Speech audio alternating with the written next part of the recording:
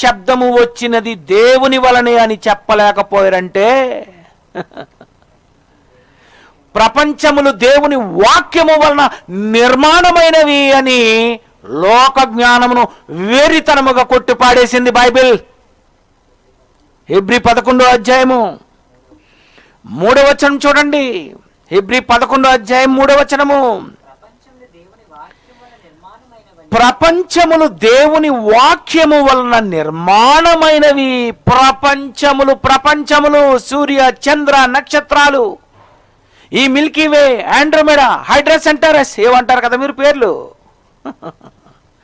ఇవన్నీ ప్రపంచములు దేవుని వాక్యము వలన నిర్మాణమైనవి. ఆ శబ్దము వాక్యము వలనని బైబిల్ చెప్తుంది. వాక్యము, శబ్దము, మాట, ఆ మాట దేవుని వలన, దేవుని మాట. అది